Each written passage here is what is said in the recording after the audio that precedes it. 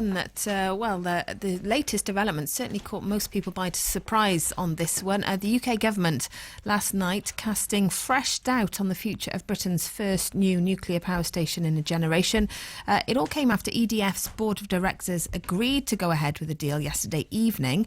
Ministers and executives from EDF should have been making their way to Hinkley Point in Somerset this morning, where they were going to formally agree the £18 billion project. But then, last night, enter the Business and Energy Secretary Greg Clark, who released a statement saying the government would now consider carefully all the component parts of this project and make its decision in the early autumn. Government sources have insisted the delay doesn't amount to a U-turn.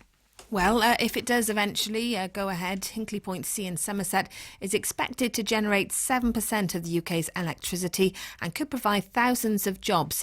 But it's already been plagued by delays, even before this one, increasing costs as well, of course, and questions over the amount customers will end up having to pay for the power it generates. So what's going on? And what happens now? Tom Burke is chairman of the environmental think tank E3G and former government advisor on energy matters. And Kevin Coyne's with us too, National Energy Officer for the union Unite. Morning, both of you. Morning. And Morning. Tom, I wonder if you can tell us what's going on here. I wish I could. This is not where we expected to be this morning. And it's also very difficult to imagine what the government will discover in a few weeks' time that it doesn't already know. So I think it's fortunate for us that this is giving us a chance to look again at what was a very bad deal for Britain, a £37 billion punt by the British government with energy bill payers' money on an unproven technology. It's a 20th century technology that locks us into the wrong kind of infrastructure for the 21st century. It cuts us out from building an energy infrastructure that will be cheaper, faster, cleaner and much more reliably delivered than Hinkley Point. Right. Just look at a couple of things, though. That's one aspect of it, which is the project itself. There's the question of the funding. And there's going to be some legal action, isn't there, in France over EDF's involvement in this. There's also, I seem to recall, there was some discomfort within the Tory party about the level of Chinese involvement in this scheme.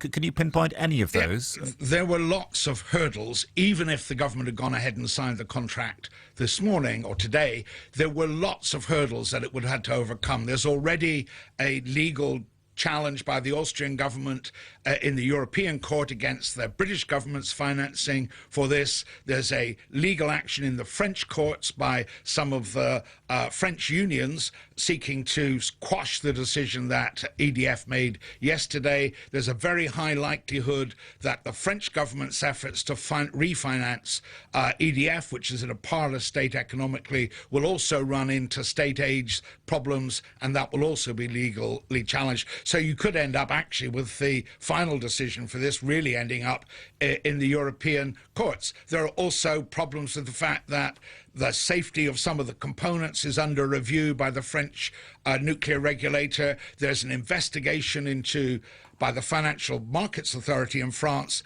into the misreporting of financial matters by EDF. So there are a lot of obstacles still to be overcome, even if this decision had been taken today. All of which, then, is bad news, Kevin, isn't it, for those who were hoping for a bit of work on this job? I mean, the resources that this project will soak up if it gets off the ground are immense. 230,000 tonnes of steel. I mean, there's this question of massive scaffolding and concrete and all this. It was going to be a big boost, or it would be a big boost, wouldn't it, for people in so many sectors? Well, it's bizarre, isn't it?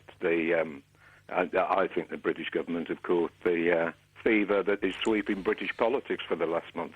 It certainly seems that they've approved this project all the way through. And, of course, the jobs that are at the sharp end of that.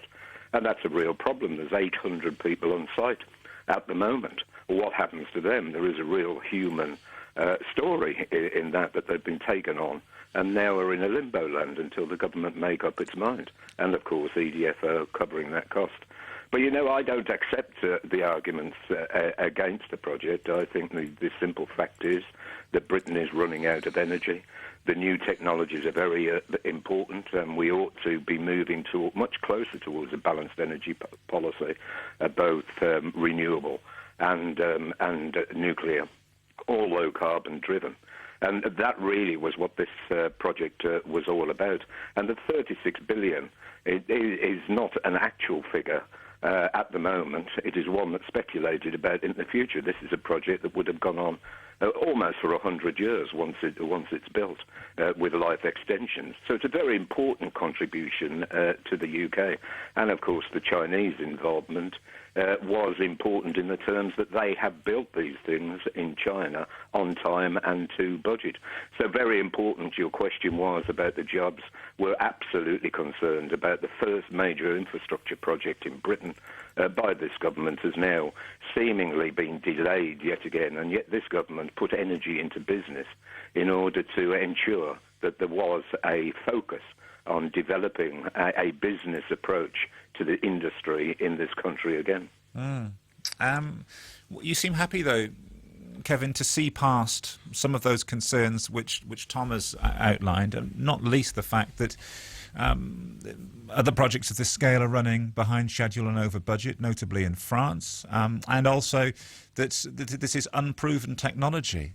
Well, it's unproven in the sense that it's the first in class, and obviously the problems within France are unique to a first in class build. There is no evidence that will necessarily translate, and that the lessons haven't been learned, because of course EDF has assisted within the Chinese production of nuclear power stations.